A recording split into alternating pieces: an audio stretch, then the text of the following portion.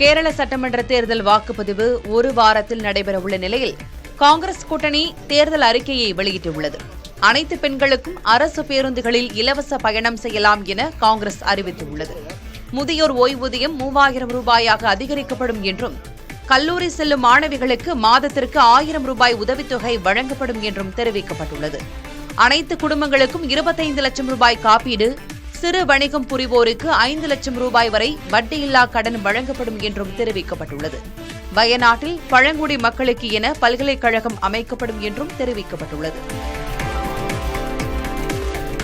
கேரள சட்டமன்ற தேர்தலுக்கான தேர்தல் அறிக்கையை ஆளும் இடதுசாரி கூட்டணியும் வெளியிட்டுள்ளது.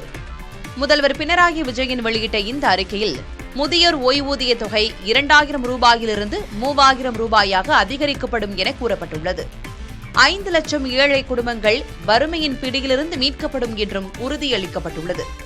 வேலை தேடிக் கொண்டிருப்பவர்கள் திறன் மேம்பாட்டுக்கு என புதிய திட்டம் செயல்படுத்தப்படும் என்றும் கூறப்பட்டுள்ளது. வேலைக்கு போகும் பெண்கள் நலனுக்கான திட்டங்கள் செயல்படுத்தப்படுவதுடன் 5 ஆண்டுகளில் 2 லட்சம் கோடி ரூபாய் முதலீட்டை ஈர்த்து புதிய வேலை வாய்ப்புகள் ஏற்படுத்தப்படும் என்றும் பினராயி விஜயன் தெரிவித்திருக்கிறார்.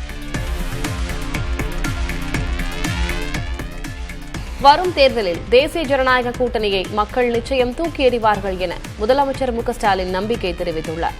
ஈரோட்டில் பரப்புரை மேற்கொண்ட அவர், அதிமுக முன்னாள் அமைச்சர்களை ஊழல்வாதிகள் என்றவர் அமித்ஷா, ஆனால் தற்போது அந்த ஊழல் கூட்டத்துடன் அமித்ஷா கூட்டணி வைத்துள்ளதாக விமர்சனம் செய்தார்.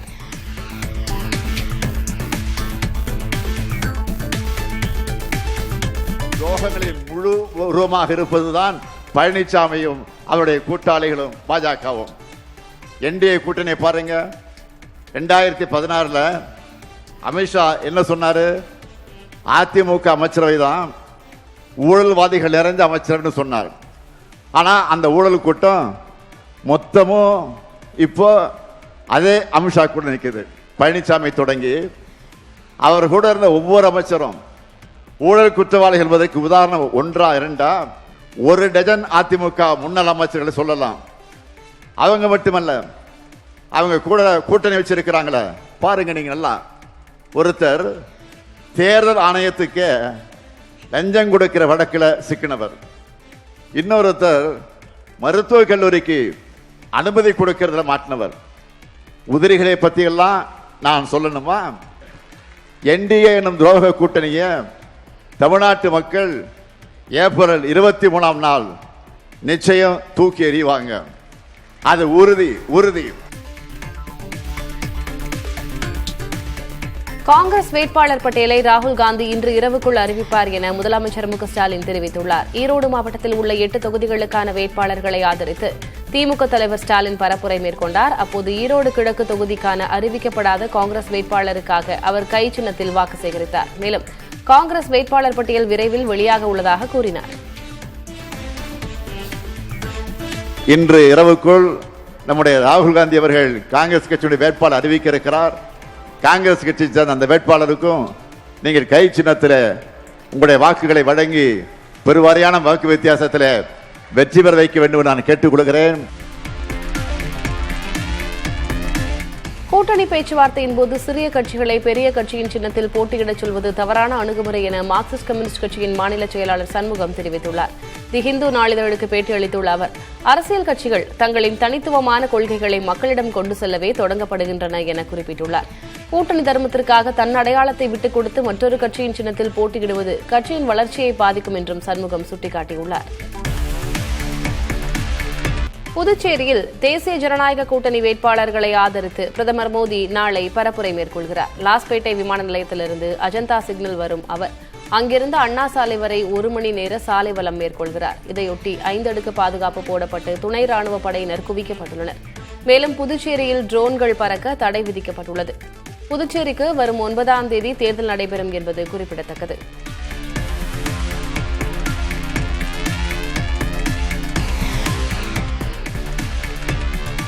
ஊழலை ஊக்குவிக்கவே காங்கிரஸ் திமுக கூட்டணி அமைந்துள்ளதாக மத்திய அமைச்சர் பியூஷ் கோயல் குற்றம் சாட்டியுள்ளார். இரு கட்சிகளும் முன்பு மத்திய அமைச்சரவையில் ஒன்றாக இருந்தபோது ஸ்பெக்ட்ரம் ஒதுக்கீட்டை ஏலமுறையின்றி வழங்கி முறைகேடுகளில் ஈடுபட்டதாக அவர் விமர்சித்துள்ளார். இன்றும் அதே கட்சிகள் தமிழகத்தில் கைகோத்திருப்பது ஊழல் செய்வதற்கும் வாரிசு அரசியலை தொடர்வதற்குமே தவிர மக்கள் நலனுக்காக அல்ல என எக்ஸ் தளத்தில் அவர் பதிவிட்டுள்ளார். இரண்டு கட்சிகளும் சேர்ந்து தேசத்தின் வளங்களை சுரண்டியதாகவும் பியூஷ் கோயல் தனது பதிவில் குறிப்பிட்டுள்ளார்.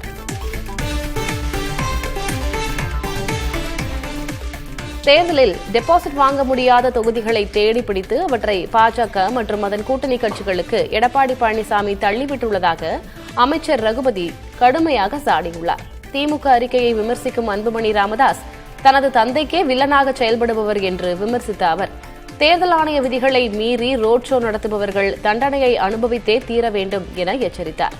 மேலும் கூட்டத்தின் எண்ணிக்கையை மறைத்து போலீசாரை ஏமாற்றக்கூடாது என்றும், திமுகவிற்கு எப்போதும் கொள்கையே முக்கியம் என்றும் அவர் தெரிவித்தார்.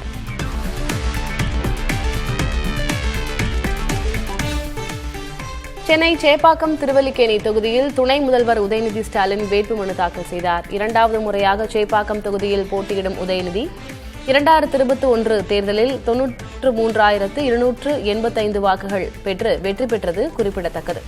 வேட்புமனு தாக்கல் செய்வதற்கு முன்பாக சாலை வலம் சென்ற உதயநிதி ஸ்டாலினுக்கு திமுக தொண்டர்களும் பொதுமக்களும் உற்சாக வரவேற்பு அளித்தனர். உதயநிதி ஸ்டாலினுடன் திமுக எம்பி தயாநிதி மாறன் உள்ளிட்ட கட்சி நிர்வாகிகள் உடன் இருந்தனர். புதுச்சேரி முதலமைச்சர் ரங்கசாமி தான் போட்டியிடும் தட்டாஞ்சாவடி மற்றும் மங்களம் தொகுதிகளில் வீடு வீடாக சென்று தீவிர வாக்கு சேகரிப்பில் ஈடுபட்டார். தட்டாஞ்சாவடியில் பிரச்சாரத்தின் போது சாலையோர கடையில் அமர்ந்து காப்பி அருந்தினார். பின்னர் மங்களம் தொகுதியில் நடைபெற்ற பரப்புரையில் பேசிய அவர், அரசின் உதவி பெறாத வறுமை கோட்டிற்கு மேல் உள்ள பெண்களுக்கு மாதம் 1000 ரூபாய் உதவித்தொகை வழங்கப்படும் என்ற புதிய தேர்தல் வாக்குறுதியை அளித்தார்.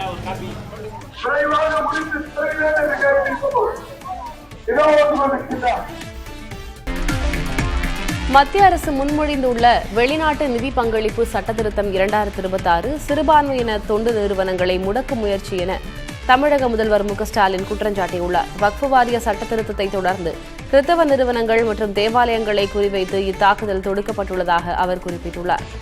தேர்தல் மற்றும் எதிர்ப்புகளுக்காக தற்காலிகமாக பின்வாங்கினாலும் சிறப்பு கூட்டத்தொடர் மூலம் இதை நிறைவேற்ற மத்திய அரசு திட்டமிடுவதாக முதலமைச்சர் குறிப்பிட்டுள்ளார்.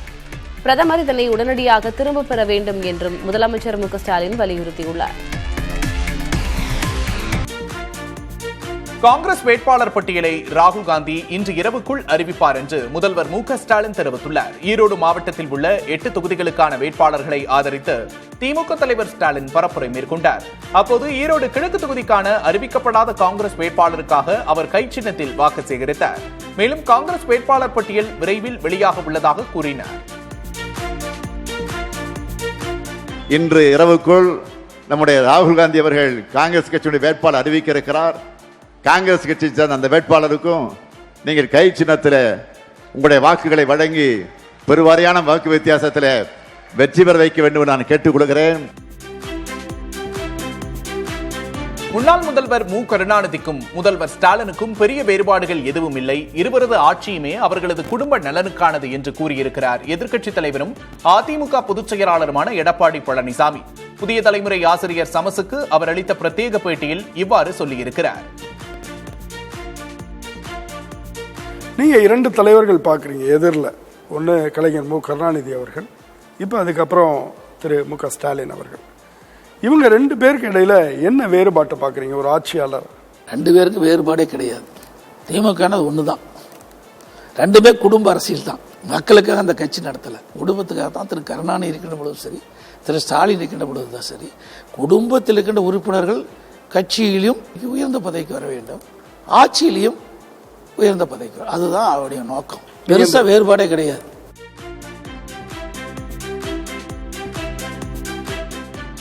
தமிழ்நாட்டை 4 அதிகார மையங்கள் ஆட்டி படைக்கின்றன. முதல்வர் ஸ்டாலின், அவரது மனைவி துர்கா, மகன் உதயநிதி, மருமகன் சபரீசன், இந்த 4 அந்த அதிகார மையங்கள். இவர்களுடைய சர்வாதிகாரமே தமிழகத்தை இப்போது ஆட்டி படைக்கிறது என்று கூறியிருக்கிறார் எதிர்க்கட்சித் தலைவரும் அதிமுக பொதுச் செயலாளருமான எடப்பாடி பழனிசாமி. புதிய தலைமுறை ஆசிரியர் சமசுக்கு அவர் அளித்த பிரத்யேக பேட்டியில் அவர் இவ்வாறு சொல்லியிருக்கிறார். தமிழகத்தில் பார்த்தீங்கன்னா 4 அதிகார மையம் இருக்குது. திரு ஸ்டாலின் ஒன்று, திரு உதயநிதி ஸ்டாலின் ஒன்று, திரு ஸ்டாலினுடைய மருமகன் சபரீஸ், 4வது திரு ஸ்டாலினுடைய மனைவி துர்கா அவர்கள். 4 அதிகார மையங்கள் தமிழகத்தை ஆட்டி படைச்சிட்டு இருக்குது. இது எல்லோருக்கும் தெரிஞ்ச விஷயம்தான். ஆனால் ஒரு குடும்ப சூழ்நிலையில் இந்த அரசாங்கம் செயல்பட்டு இருக்குது. மக்களுக்காக செயல்பட்டு அரசாங்கமாக பார்க்க முடியல. சர்வாதிகார போக்கா திரு கருணாநிதி குடும்பம் தமிழகத்தில் ஆட்சி செய்வது தான் பார்க்கப்படுகின்ற ஒன்று. கடன் வாங்கி தான் இலவச திட்டங்களை செயல்படுத்த வேண்டிய நிலை உள்ளதாக நாம் தமிழர் கட்சியின் ஒருங்கிணைப்பாளர் சீமான் தெரிவித்துள்ளார். நீலகிரி குன்னூரில் தனது கட்சியின் சார்பில் போட்டியிடும் குன்னூர், உதகை, கூடலூர் தொகுதி வேட்பாளர்களை அறிமுகம் செய்த பின்னர் செய்தியாளர்களிடம் பேசிய அவர், தவேக தலைவர் விஜய் பரப்புரைக்கு பாதுகாப்பு கொடுக்கப்படுவதில்லை என்பதை ஏற்க முடியாது என்றார். அவருக்கு மத்திய பாதுகாப்பு படை தரப்படுவதை அவர் சுட்டிக்காட்டினார். நாம் தமிழர் ஆட்சிக்கு வந்தால் கல்வி கடன் கொடுத்து மாணவர்களை கடனாளியாக ஆக்குவதை விடவும் அவர்களுக்கு கட்டணமில்லாத கல்வி, இலவச மருத்துவம் அளிக்க முக்கியத்துவம் அளிக்கப்படும் என்று சீமான் கூறினார். இலவச வேலைன்னு கேட்கு நீங்க வலுக்கட்டாயமா திணிக்கிறீங்க. ஒரு காலகட்டத்தில் 10 லட்சம் கோடியில இன்னைக்கு நான் நிற்கிறேன், 1 லட்சம் கோடி வட்டியில் நிற்கிறேன். இவங்க சொல்றது, இப்ப என் தம்பி விஜய் சொல்லியிருக்கிறது இலவச அறிவித்து அதை நிறைவேற்றவே மாசம் 1 லட்சம் கோடி. இவங்க எல்லாரும் சொல்லியிருக்கிறது பார்த்தா மாசம் 1 லட்சம் 2 லட்சம் கோடி. அப்ப இவங்க கிட்ட காசுல வருவாய் பெருக்கல மட்டும் இல்லை. அப்ப என்ன பண்ணணும்னா கடன் தரணும்.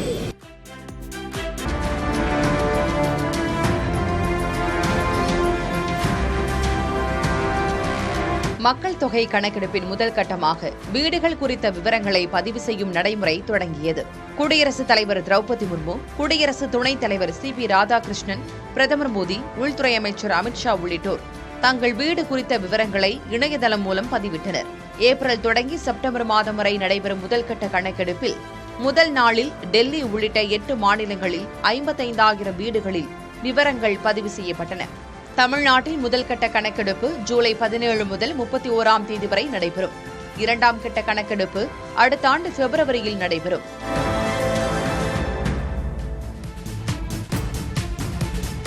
அசாம் முதல்வர் ஹிமந்த் பிஸ்வா சர்மா இந்தியாவின் ஊழல் மிகுந்த முதல்வர் என்று காங்கிரஸ் தலைவர் ராகுல் காந்தி விமர்சித்துள்ளார். போகாஜன் தொகுதியில் தேர்தல் பரப்புரையில் பேசிய ராகுல், மோடி, அமித்ஷா மற்றும் ஹிமந்த் பிஸ்வா சர்மா ஆகியோர் இணைந்து மக்களின் நிலங்களை பறித்து பெருநிறுவனங்களுக்கு வழங்க நில ATM நடத்துவதாக குற்றம் சாட்டினார். மேலும் அசாமின் புகழ்பெற்ற பாடகர் ஜபீன் கார்கின் மரணத்துக்கு 100 நாட்களில் நீதி வழங்கப்படும் என்றும் கர்பி ஆங்லாங் பகுதியில் தன்னாட்சி அதிகாரம் முழுமையாக நடைமுறைப்படுத்தப்படும் என்றும் ராகுல் காந்தி வாக்குறுதியளித்தார்.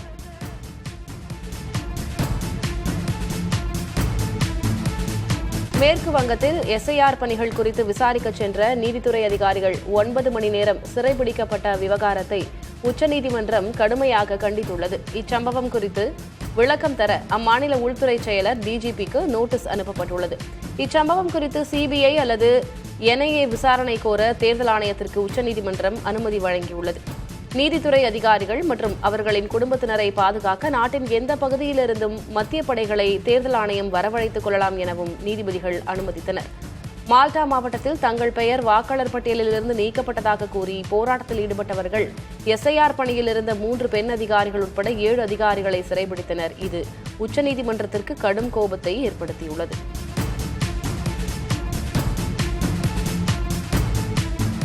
நீதித்துறை அதிகாரிகள் போராட்ட கும்பலால் சிறைபிடிக்கப்பட்டதற்கு தேர்தல் ஆணையமே பொறுப்பு என மேற்கு வங்க முதலமைச்சர் மம்தா பானர்ஜி குற்றம் சாட்டியுள்ளார்.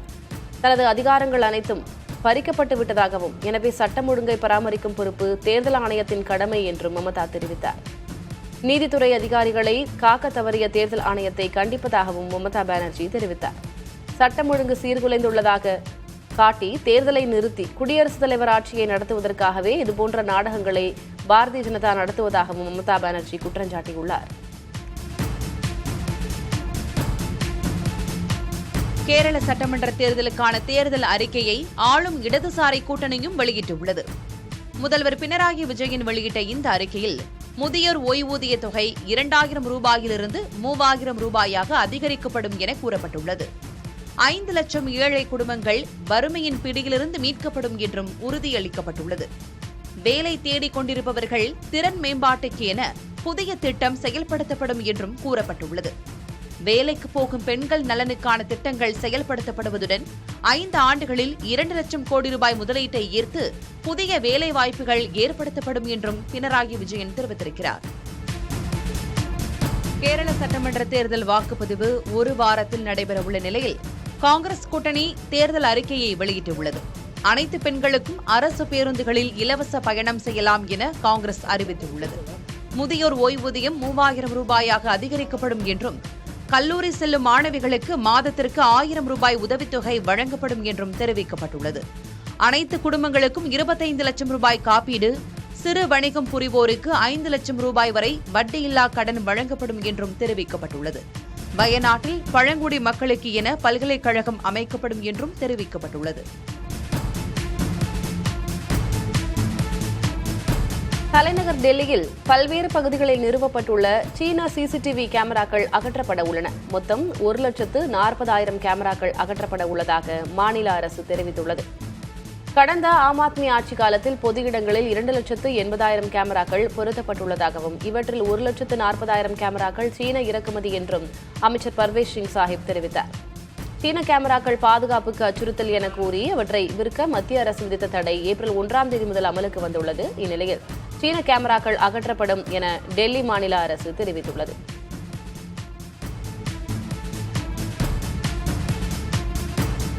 பிரபல ஓவியர் ராஜா ரவிவர்மா வரைந்த யசோதை மற்றும் கிருஷ்ணன் ஓவியம் 167 கோடியே 20 லட்சம் ரூபாய் அளவுக்கு விலை போனது.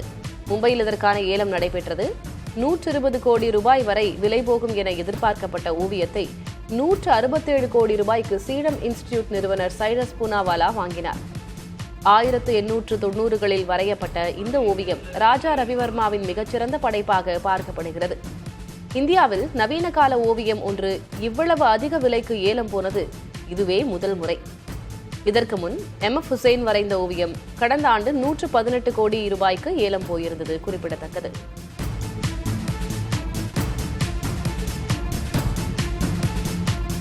மக்களவை நடைபெறும் போது அமைச்சர்களும் உறுப்பினர்களும் தங்களுக்குள் நீண்ட நேரம் உரையாடிக் கொண்டிருப்பதை தவிர்க்க வேண்டும் என்று அவைத்தலைவர் ஓம் பிர்லா கடும் எச்சரிக்கை விடுத்துள்ளார். அவை நடவடிக்கைகள் தொடங்கும் நேரத்தில் உறுப்பினர்கள் ஒருவருக்கொருவர் நீண்ட நேரம் பேசிக் கொண்டிருப்பதை சுட்டிக்காட்டிய அவர் அவையின் கண்ணியத்தை பேண வேண்டியது அவசியம் என்றார். இனிவரும் காலங்களில் விதிகளை மீறி நீண்ட அரட்டையில் ஈடுபடுபவர்களின் பெயர்களை அவையில் பகிரங்கமாக அறிவிக்க நேரிடும் என்றும் அவர் எச்சரித்தார். முன்னதாக அவைத்தலைவரை மதிக்காமல் சக உறுப்பினரிடம் பேசிக் கொண்டிருந்த சுயேட்சை MP பப்பு யாதவை அவர் எச்சரித்தார்.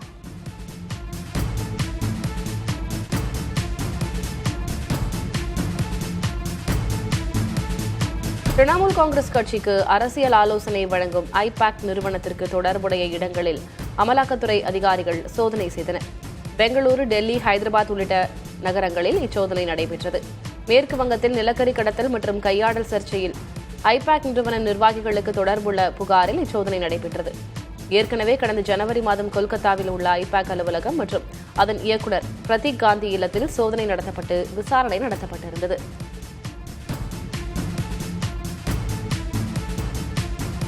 இந்தியாவின் முதல் சூரிய ஆய்வு விண்கலமான ஆதித்யா L1 சேகரித்த தரவுகளை ஆய்வு செய்ய இந்திய விஞ்ஞானிகளுக்கு இஸ்ரோ அழைப்பு விடுத்துள்ளது. தற்போது 27 டெராபைட் அளவிலான தரவுகள் பொதுவெளியில் உள்ள நிலையில் வரும் ஜூலை முதல் செப்டம்பர் வரையிலான காலகட்டத்தில் சூரியனை உற்றுநோக்க விரும்புவோர் தங்கள் ஆய்வு திட்டங்களை சமர்ப்பிக்கலாம்.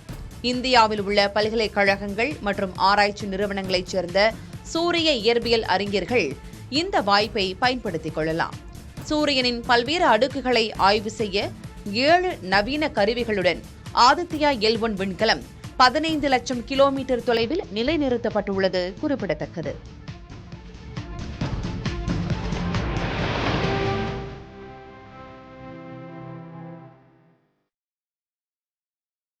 அமெரிக்காவின் புளோரிடாவிலிருந்து நேற்று நாசாவின் ஆர்டெமிஸ் 2 விண்கலம் 4 விண்வெளி வீரர்களுடன் நிலவை நோக்கி வெற்றிகரமாக ஏவப்பட்டது.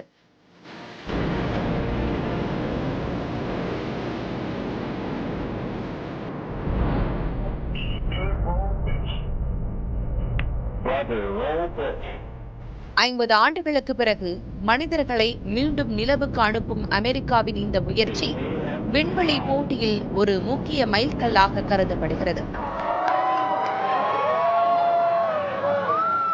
நாசாவின் மிக சக்தி வாய்ந்த SLS ராக்கெட் மூலம் ஓரியன் விண்கலத்தில் Reid Wiseman, Victor Glover, Christina Koch மற்றும் கனடாவின் ஜெர்மி ஹான்சன் ஆகிய 4 பயணிக்கின்றனர்.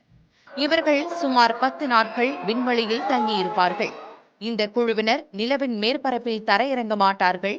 மாறாக நிலவை சுற்றி சுமார் 10,400 கிலோமீட்டர் தொலைவில் பறந்து ஓரியன் விண்கலத்தின் உயிர்காக்கும் அமைப்புகள் மற்றும் தகவல் தொடர்பு திறனை சோதிப்பார்கள்.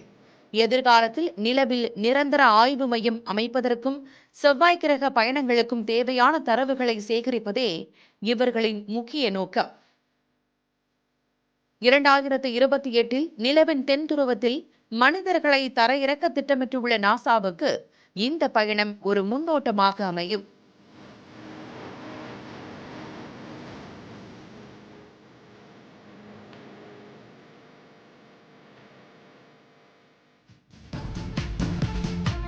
நாசாவின் ஆர்டெமிஸ் 2 நிலவு பயணத்தை தொடக்க நிகழ்வை டொரண்டோ பல்கலைக்கழக மாணவர்களும் கல்வியாளர்களும் நேற்று உற்சாகமாக கொண்டாடினர். இந்த வரலாற்று சிறப்புமிக்க பயணத்தில் கனடாவின் விண்வெளி வீரர் ஜெர்மி ஹான்சன் இடம்பெற்றுள்ளார். நிலவுக்கு செல்லும் முதல் அமெரிக்கர் அல்லாத வீரர் என்ற பெருமையை இவர் பெறுகிறார். இதுகுறித்து பேசிய அறிவியல் தொடர்பாளர் ஸ்வப்னா மைலபத்துல்லா, இது அனைத்து கனடா மக்களுக்கும் ஊக்கமளிக்கும் தருணம் என நிகழ்ச்சியோடு தெரிவித்தார். நீண்டகால அமெரிக்க கனடா விண்வெளி ஒத்துழைப்பின் அடையாளமாக இந்த பயணம் பார்க்கப்படுகிறது.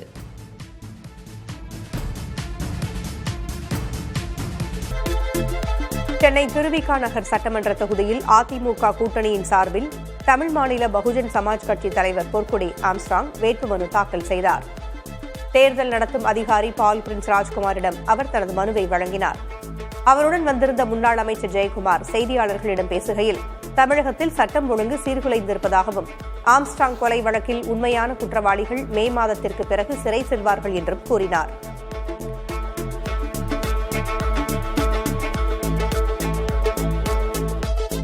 நட்சத்திர தொகுதியான பெரம்பூரில் தேசிய ஜனநாயக கூட்டணியில் அங்கம் வகிக்கும் பாமக சார்பில் போட்டியிடும் மாநில பொருளாளர் திலகபாமா வேட்புமனு தாக்கல் செய்தார். இந்த நிகழ்வில் அதிமுக மாவட்ட செயலர் ராஜேஷ், பாஜக மாவட்ட தலைவர் பாலாஜி உள்ளிட்ட கூட்டணி கட்சி நிர்வாகிகள் பலர் பங்கேற்றனர். தமிழக வெற்றிக் கழகம் சார்பில் அக்கட்சியின் தலைவர் விஜய் பெரம்பூரில் வேட்புமனு தாக்கல் செய்துள்ளதால் ஸ்டார் தொகுதியாக பெரம்பூர் பார்க்கப்படுகிறது. இந்நிலையில் வேட்புமனு தாக்கலுக்கு பிறகு செய்தியாளர்களிடம் பேசிய திலகபாமா, மக்களுக்கு எல்லா வசதிகளும் கிடைத்து நிறைவாக வாழ்கிறார்கள் என்றால் அதுதான் ஸ்டார் தொகுதி என்றார். மேற்கு வங்கத்தில் எஸ்ஐஆர் பணிகள் குறித்து விசாரிக்க சென்ற நீதித்துறை அதிகாரிகள் 9 மணி நேரம் சிறைப்பிடிக்கப்பட்ட விவகாரத்தை உச்சநீதிமன்றம் கடுமையாக கண்டித்துள்ளது. இச்சம்பவம் குறித்து விளக்கம் தர அம்மாநில உள்துறை செயலர் மற்றும் டிஜிபிக்கு நோட்டீஸ் அனுப்பப்பட்டுள்ளது. இச்சம்பவம் குறித்து சிபிஐ அல்லது என்ஐஏ விசாரணை கோர தேர்தல் ஆணையத்திற்கு உச்சநீதிமன்றம் அனுமதி வழங்கியுள்ளது. நீதித்துறை அதிகாரிகள் மற்றும் அவர்களின் குடும்பத்தினரை பாதுகாக்க நாட்டின் எந்த பகுதியிலிருந்தும் மத்திய படைகளை தேர்தல் ஆணையம் வரவழைத்துக் கொள்ளலாம் என்றும் நீதிபதிகள் அனுமதித்தனர். இந்திய மின்சார விநியோக நிறுவனங்கள் மின் உற்பத்தி நிறுவனங்களுக்கு நீண்ட காலமாக தராமல் இருக்கும் நிலுவைத் தொகையின் அளவு கடந்த 4 ஆண்டுகளில் வெகுவாக குறைந்துள்ளதாக மத்திய மின்துறை இணையமைச்சர் ஸ்ரீபத் நாயக் கூறியுள்ளார். 2022இல் 1,39,000 கோடி ரூபாயாக இருந்த நிலுவைத் தொகை தற்போது 3,300 கோடி ரூபாயாக குறைந்துள்ளதாக அவர் நாடாளுமன்றத்தில் எழுத்து மூலம் அளித்த பதிலில் தெரிவித்தார். மின் வாரியங்களை சீரமைக்கும் உதய் திட்டத்தில் மேற்கு வங்கம், ஒடிசா தவிர பிற மாநிலங்கள் இணைந்துள்ளதாகவும் அமைச்சர் தெரிவித்தார்.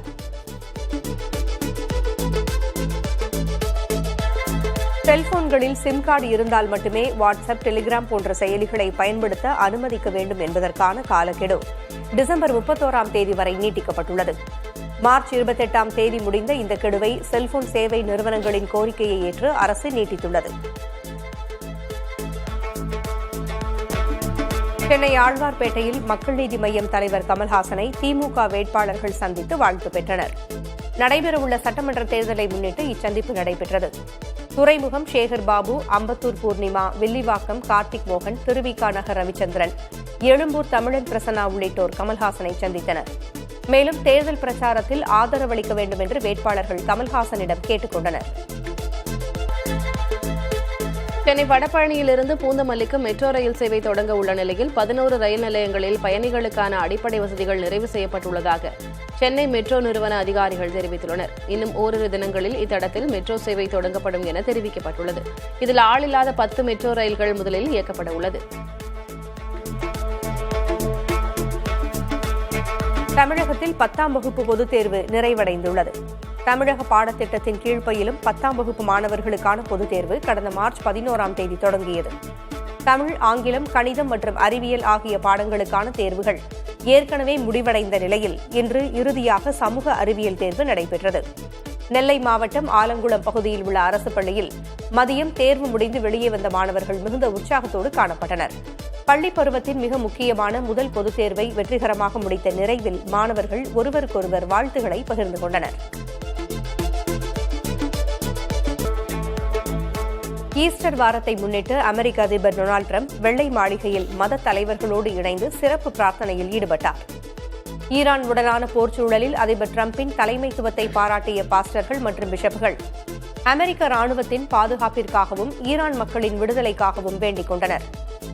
இந்த நிகழ்வில் பேசிய பாஸ்டர் பவுலா ஒயிட் அதிபர் எதிர்கொள்ளும் சவால்களை இயேசு கிறிஸ்துவின் அனுபவங்களோடு ஒப்பிட்டு பேசினார். உக்ரைன் போரில் ட்ரோன் இயக்குபவர்களாகவும் பொறியாளர்களாகவும் இணைய ரஷ்ய மாணவர்களுக்கு ரஷ்ய அரசு பெரும் நிதி சலுகைகளை அறிவித்துள்ளது. இந்திய மதிப்பில் ஆண்டுக்கு சுமார் 60 லட்சம் ரூபாய் வரையிலான ஊதியம், இலவச கல்வி மற்றும் தங்குமிடம் போன்ற கவர்ச்சிகரமான திட்டங்கள் முன்வைக்கப்பட்டுள்ளன. இதற்கிடையே ரயாசன் பகுதியில் உள்ள தனியார் நிறுவனங்கள் தங்கள் பணியாளர்களை ராணுவத்தில் சேர்க்க வேண்டும் என்ற அரசு கட்டாய இலக்குகளை நிர்ணயித்துள்ளது. ஜெர்மனியின் நியூரம்பர்க் உயிரியல் பூங்காவில் அழிந்து வரும் இனத்தைச் சேர்ந்த அபூர்வ மலாய் டேபர் பெண்குட்டி பிறந்திருக்கிறது. கடந்த மார்ச் 25 பிறந்த இந்த குட்டி பிறந்த சில நொடிகளிலேயே எழுந்து நின்று அனைவரையும் வியப்பில் ஆழ்த்தியது. தற்போது சுமார் 9 கிலோ எடையுள்ள இந்த குட்டி தனது தாயோடு ஆரோக்கியமாக உள்ளது. ஆசிய வகை டேபர்கள் அமெரிக்க வகையை விட அளவில் பெரியவை. இவை ஆபத்து காலங்களில் நீருக்குள் மூழ்கி தங்களின் தும்பிக்கையை சுவாசிக்க பயன்படுத்தும் தன்மையை கொண்டவை.